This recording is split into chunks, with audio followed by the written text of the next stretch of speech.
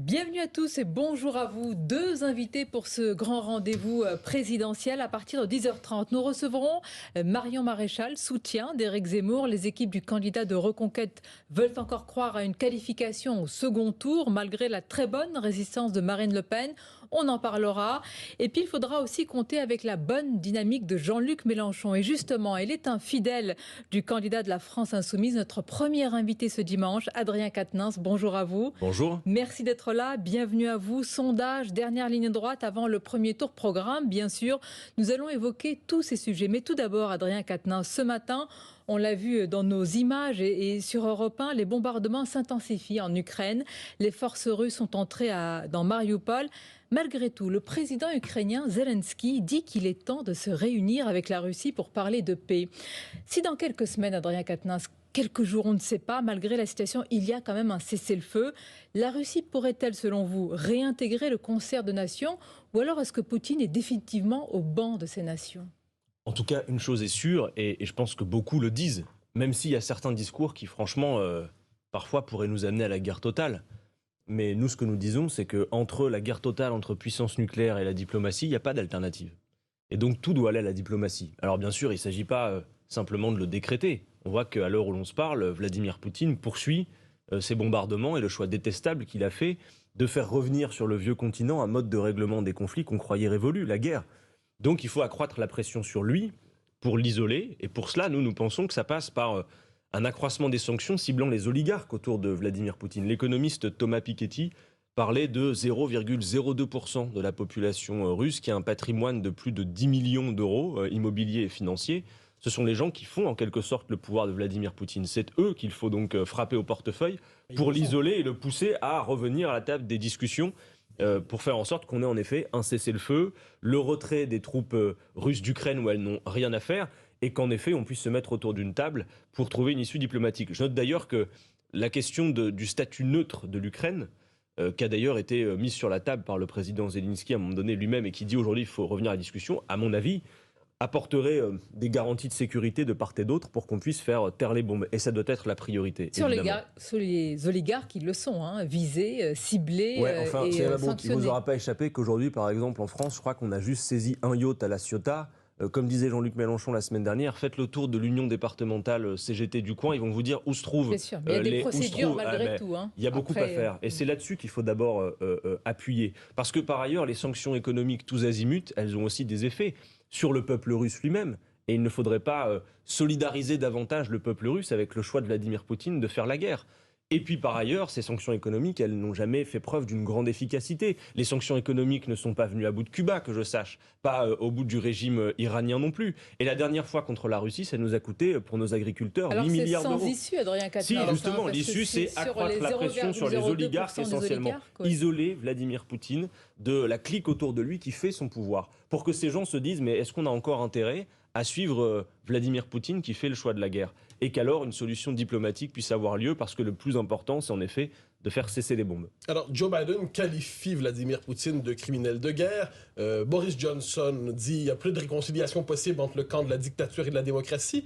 Emmanuel Macron refuse d'utiliser de telles formules pour garder le canal diplomatique ouvert. Est-ce qu'Emmanuel Macron a raison de ne pas utiliser de telles formules? En toute hypothèse, faire le choix de la diplomatie est le bon choix. Alors après, il y a des tas de problèmes et des erreurs qui nous ont mené à la situation dans laquelle nous sommes. Tout le monde comprend que dès lors que la France reste alignée, c'est-à-dire dans le cadre de l'OTAN, quand M. Poutine reçoit M. Macron, même de l'autre côté de la table, il sait qu'il n'a pas en face de lui quelqu'un qui a les clés du conflit entre les mains. On se souvient d'ailleurs des propos de Joe Biden qui étaient assez contradictoires avec la volonté de désescalade affichée par Emmanuel Macron lorsqu'il s'était déplacé à Moscou.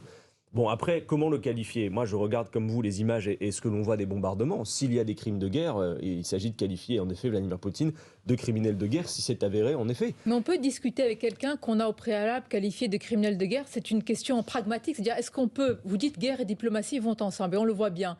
Est-ce qu'en le traitant ainsi, on peut espérer aussi une issue? Parce que c'est ça le... Mais de toute façon, il s'agit de dire principal. une chose. Quand on dirige un grand pays comme la France ou qu'on aspire à le diriger, sur la scène internationale, il y a deux éléments qui doivent dicter nos actions. Le premier, c'est la paix. Et la paix, d'ailleurs, c'est pas un état de fait qui se constate. La paix, c'est une construction politique, patiente, méthodique. Et le deuxième élément, c'est les intérêts des Français à maintenir. Et quels que soient les régimes avec lesquels nous avons à discuter. Il y a beaucoup de régimes avec lesquels nous ne sommes pas d'accord et pour autant, il faut maintenir la relation diplomatique. Donc, il ne faudrait pas en effet la rendre impossible. Je vois que les États-Unis qualifient Vladimir Poutine de criminel de guerre.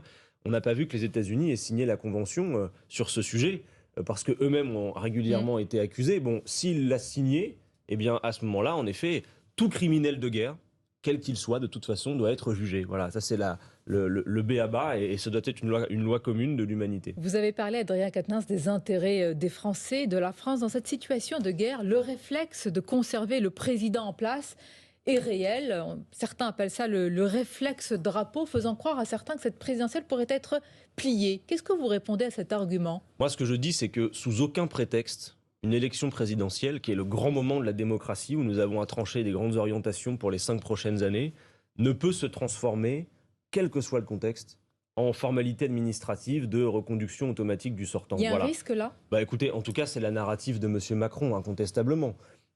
Quels que soient les grands enjeux que nous avons sous les yeux, la guerre en Europe, les tensions dans le monde, le dernier rapport du GIEC sur le climat qui devrait tous nous alarmer, ou l'urgence sociale dans ce pays. D'ailleurs, vous aurez noté que l'inflation n'a pas attendu la guerre pour commencer.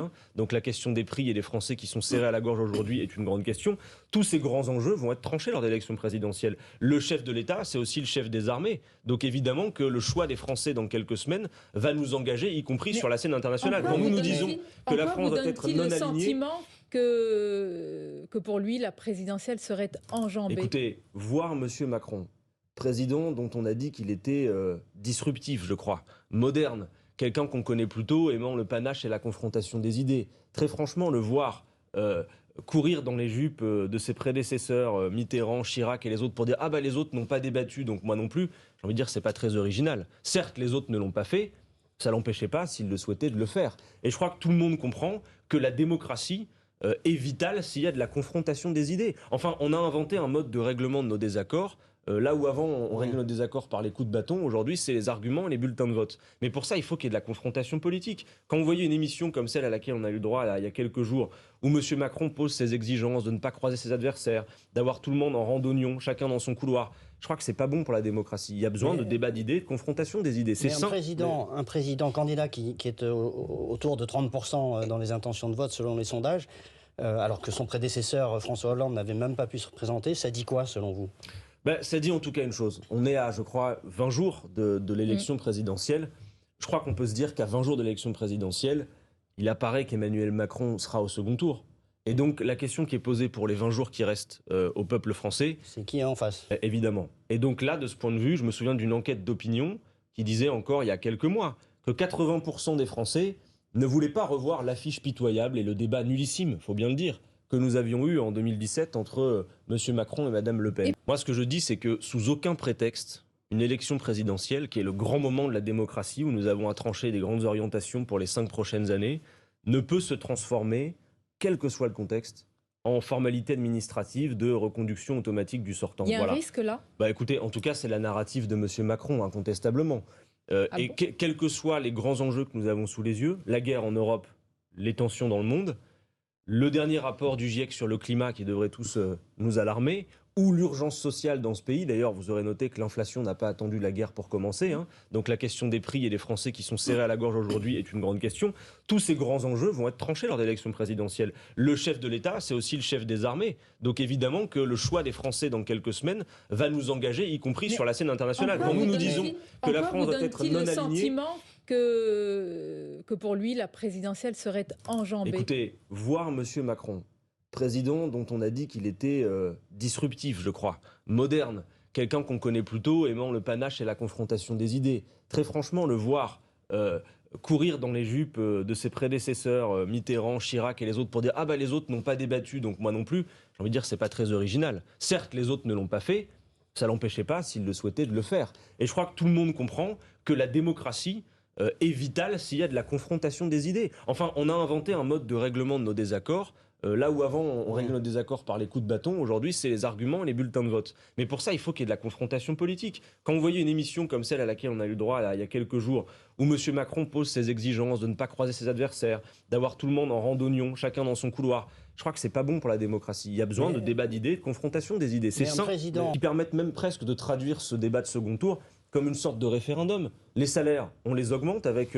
Jean-Luc Mélenchon, le SMIC par exemple, ou on ne fait rien avec Monsieur Macron. Alors, vous savez que sur ce point pardon de vous dire, Sonia Mabrouk, que dans le trio de tête aujourd'hui, si, nous sommes les seuls. Madame Le Pen, elle refuse d'augmenter le SMIC, elle veut pas dégeler le point d'indice des fonctionnaires, c'est l'autre candidate des riches, Madame Le Pen. Si vous regardez un peu son discours économique, bon, c'est du Macron repeint en bleu marine. C'est difficile, sur la retraite à 60 ans. Mais surtout sur la question... Madame Le Pen qui propose la retraite elle ne la propose plus. Elle ne la propose plus. Pas pour mais tous. Mais donc c'est une clarification utile pour celles et ceux qui nous écoutent. C'est que si vous voulez la retraite à 60 ans, le seul bulletin de vote qui le permet, c'est le bulletin de vote Jean-Luc Mélenchon. Madame Le Pen a capitulé en race campagne sur cette question de la retraite à 60 ans. Elle a amendé son projet. Alors qu'un quart des plus pauvres sont déjà morts à 62 ans. Voilà la réalité dans notre pays. En tous les cas, ce sont deux visions de la société très différentes avec Emmanuel Macron. Sur la retraite, le pouvoir d'achat, on va décliner cela. Vous allez nous dire aussi comment, en quelques jours, vous comptez justement amplifier cette dynamique autour de votre candidat et d'autres questions à venir. Une courte pause et on se retrouve.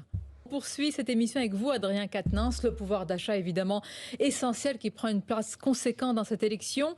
La Belgique, et là je parle des prix de l'énergie de manière générale, vient de décider de repousser de 10 ans sa sortie du nucléaire prévue en 2025 pour garantir, disent les Belges, son indépendance énergétique. Est-ce que vous dites que les Belges sont pragmatiques ? Et heureusement que la France a fait de bons choix énergétiques. Non, je ne le crois pas. Bon, d'abord, si vous me permettez, sur la question de la hausse des prix, plus important encore que de discuter du mix énergétique, on va en parler. C'est lié. Bien sûr que c'est lié. Vous pouvez juste réagir à ma question, quand même, c'est important, un tel changement de la trajectoire. Je vais réagir si après on parle de ce qu'on fait pour les prix en général, c'est lié, mais sur la question du nucléaire, bon, je pense que ce débat-là peut être débarrassé d'idéologie en France, pour une raison. C'est que sans faire grief à ceux qui nous ont précédés et qu'on fait un choix singulier pour la France, de tout miser sur le nucléaire, un choix qui, il faut le dire, a permis un essor économique, a permis une énergie à bas coût, etc. Bon, aujourd'hui, nos centrales, notre parc nucléaire, il arrive à échéance. Il a été programmé pour un certain temps, il arrive à échéance. Donc la grande question qui est posée, c'est dans quoi on investit pour le futur. Est-ce qu'en effet on mise à fond sur le nucléaire et donc nécessairement, par nature j'ai envie de dire, on en prend pour des générations. Vous savez que les déchets radioactifs, dont d'ailleurs nos capacités de stockage en France arrivent bientôt à leur maximum en 2030, on parle de centaines de milliers d'années, d'accord ? Donc je pense qu'il faut avoir un débat pragmatique sur le sujet. D'abord, l'argument économique. Aujourd'hui, le coût des énergies renouvelables, pour le peu qu'on y investisse, en effet, il est largement plus compétitif que le coût du nucléaire. Enfin, Sonia Mabrouk, un seul exemple. Regardez par exemple Flamanville. C'est 17 milliards de surcoût. C'est pas terminé. C'est des années de retard. Il n'y a toujours pas un EPR qui fonctionne. Mais par contre, M. Macron, il va en mettre partout. Dans le rapport RTE, pardonnez-moi, le scénario qui prévoit ce que vous prévoyez est beaucoup plus coûteux que le scénario actuel si on continue dans notre trajectoire de conserver, coûteux, c'est clair. En attendant, sur la question de la comparaison entre le coût du nucléaire, pour le peu qu'on y intègre tout en plus, Sonia Mabrouk, y compris le coût du démantèlement, parce qu'il y a des éléments sur lesquels on ne demande pas de prévoir, y compris ces coûts-là. Si on intègre tous les coûts, c'est plus compétitif. Premier argument. Mais pour moi, supporter que... Mais il n'est pas le seul, Emmanuel Macron, sur le nucléaire. À gauche, vous avez le candidat communiste, Fabien Roussel, qui est sur la même ligne. Bien sûr. Et la dernière fois, d'ailleurs, ça ne nous a pas empêché de faire campagne ensemble. On avait traité la question en disant on pourra soumettre cela à un référendum. Il dit, pourquoi pas fausse route. Mais si juste je pouvais terminer d'argumenter. Il y a la question des prix, première question. Deuxièmement, il y a la question du climat. On me dit souvent, oui, c'est bas carbone, donc c'est bon pour le climat. Et a priori, ça tombe sous le sens. Sauf que désormais, on voit les phénomènes extrêmes climatiques qui se produisent.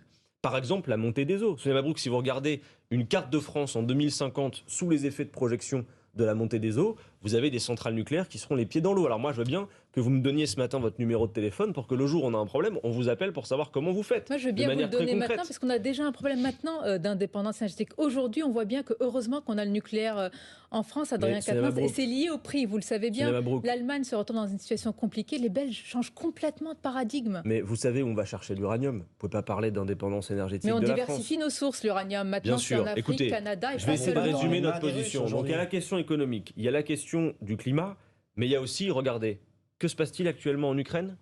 La guerre, c'est ça? Avec combien de réacteurs nucléaires sur le sol ukrainien? Et on a bien vu que, y compris le nucléaire civil, pouvait être une cible. Donc quand Jean-Luc Mélenchon disait attention, le nucléaire civil peut aussi être une cible, et que certains le moquaient, on voit que c'est une réalité. Donc pas de dogmatisme sur le sujet. Personne ne dit qu'on va sortir du nucléaire demain matin. En revanche, dire on prend une décision politique. C'est de se fixer un horizon par lequel on sort. Vous avez cité le RTE, même si c'est un scénario ambitieux, avec vous j'en conviens. Mais par contre, techniquement, il est validé. C'est possible, techniquement. Très compliqué. Oui, mais très compliqué. J'ai envie de vous dire, le nucléaire, le nucléaire, très compliqué aussi. Le retard sur Flamanville, les surcoûts, les déchets, qu'est-ce qu'on en fait? Très très compliqué. Les centrales avec les pieds dans l'eau. Donc, c'est pas un choix idéologique, c'est un choix en effet de raison.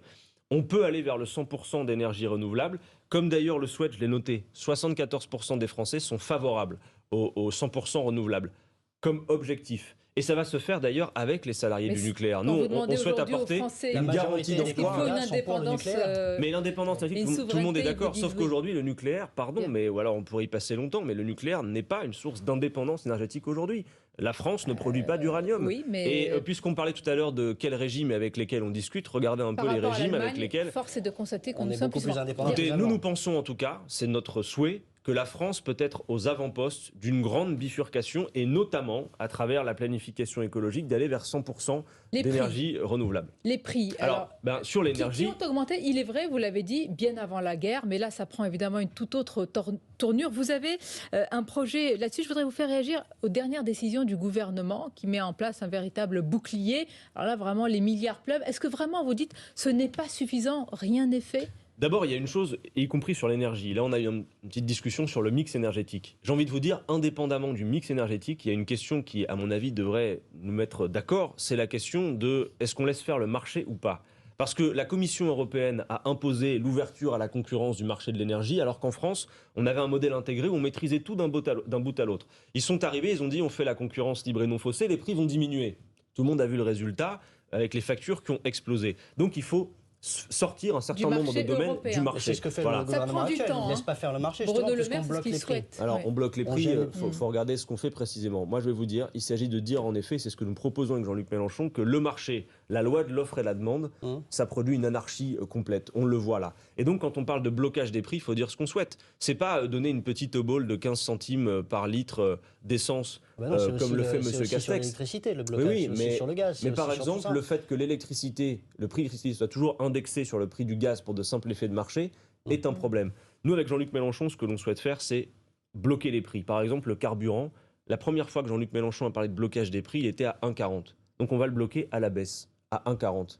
Et ça consiste à dire que la charge ne va pas reposer ni sur le client à la pompe, ni sur le contribuable, mais y compris sur les pétroliers. Parce qu'il faut dire aussi les choses. L'essentiel des hausses de prix, elles sont spéculatives. Pourquoi n'augmente-t-on pas la production ?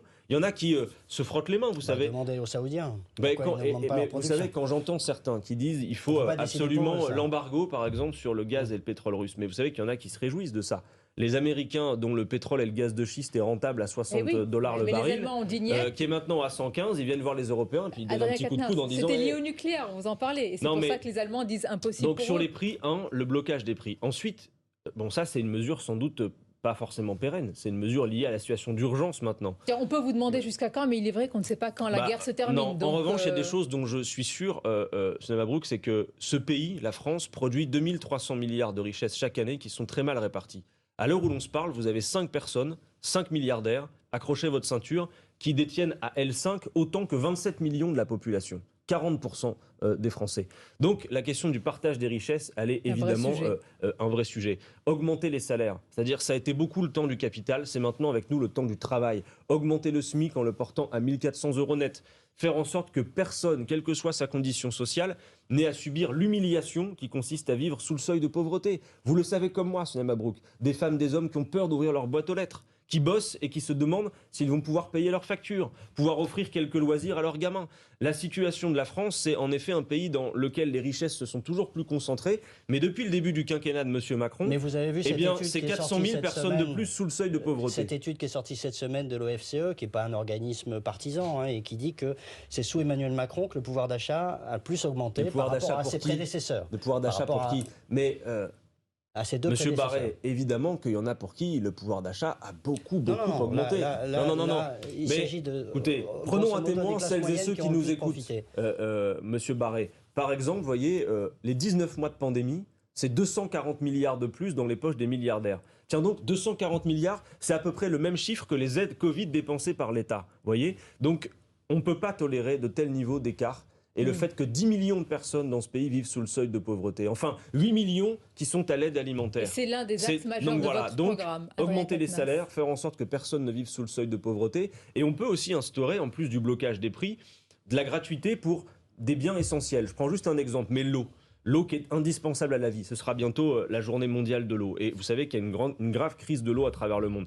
Eh bien, on pourrait imaginer, et nous le souhaitons, c'est dans le programme, que les premiers mètres cubes d'eau qui sont indispensables à la vie soient gratuits pour toutes et tous, avec une tarification progressive qui ferait que, par exemple, l'eau qui sert à laver sa voiture ou à remplir une piscine coûte plus cher pour permettre à tous de bénéficier des premiers mètres cubes gratuits. Mathieu, de votre côté, une autre question. Nous rendons hommage aujourd'hui, 10 ans plus tard, aux attentats de Mohamed Merah contre une école juive, contre plusieurs personnes, nous le savons. Plusieurs hésitent aujourd'hui à qualifier cet attentat d'islamiste. Est-ce aussi votre cas? Ben non, c'est une évidence. C'est un acte de terrorisme islamiste. Et d'ailleurs, il faut dire les choses, 10 ans après, et c'était avant Charlie Hebdo, c'était avant le Bataclan, on est toujours saisi d'effroi de voir, y compris, que des enfants ont été ciblés au sein même de leur cours d'école pour le simple fait qu'ils étaient juifs. Donc il faut une vigilance accrue à tous les niveaux et faire en sorte de renforcer tous nos anticorps républicains parce que nous ne sommes pas à l'abri. Il y a un devoir de mémoire aujourd'hui. Moi, je pense aux mots de M. Sandler et je crois que ce sont des cicatrices qui ne se referment jamais complètement. On va conclure sur ce qui est à venir pour vous. Adrien Quatennens, c'est une marche pour la 6e République. Ce sera tout à l'heure. Je voudrais une simple question. Imaginons que l'Assemblée constituante, que vous voulez créer de vos voeux, supprime la fonction présidentielle. Ça veut dire, imaginons que si Jean-Luc Mélenchon arrive au pouvoir, aussitôt, il repart. Ce qu'il nous faut en tout cas, bon, d'abord merci de rappeler ce rendez-vous. Nous avons rendez-vous tout à l'heure à 14h à la Bastille pour cette grande marche. Je crois que, bon, évidemment c'est pour la 6e République, mais celles et ceux qui vont y participer vont aussi donner à voir leur aspiration à quelques jours du premier tour, de voir Jean-Luc Mélenchon qualifié et tous nos espoirs avec face à M. Macron. Écoutez, la Constitution de la 5e République, elle a été conçue en 1958. Le temps est beaucoup passé depuis, le peuple a beaucoup changé. Par exemple, à l'époque, les femmes de plus en plus gaulliste. Non, mais les femmes ne pouvaient pas avoir de compte bancaire sans l'autorisation de leur mari.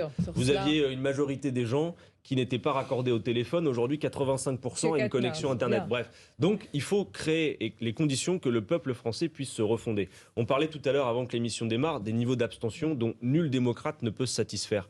Eh bien, il est temps de dire aujourd'hui qu'il faut permettre au peuple français de redéfinir ses droits. Et donc, ce que nous voulons faire, oui, c'est une assemblée constituante qui serait chargée de rédiger un projet de nouvelle constitution pour la France. Nous avons des idées sur ce que nous souhaiterions mettre dedans. Il faut conjuguer la meilleure stabilité des institutions d'une part, pour pas que ça soit l'Assemblée générale permanente, et en même temps la capacité d'intervention populaire. Vous voyez, les Gilets jaunes comportaient des revendications démocratiques qui étaient déjà les nôtres dans le programme depuis quelque temps. Mais le référendum d'initiative citoyenne, le droit de révoquer les élus à mi-mandat, pour rappeler que les élus n'ont pas un blanc-seing mais un mandat. Voilà ce que nous souhaiterions faire nous. Par contre, oui, contrairement à d'autres, nous n'avons pas un projet clé en main de 6e République. On va proposer des choses, mais c'est au peuple lui-même de définir ses règles. Je termine juste en vous disant, vous savez, la Constitution de 1793, c'était écrit dedans, un peuple a toujours le droit de revoir, de réformer sa Constitution. Une génération ne peut assujettir à ses lois les générations futures. Je crois que le temps est venu. Peut-être. Les Français restent quand même attachés à la 5e, mais vous proposez donc cette évolution. Merci Adrien Quatennens d'avoir participé à cette émission. Merci à vous de m'avoir invité. Merci.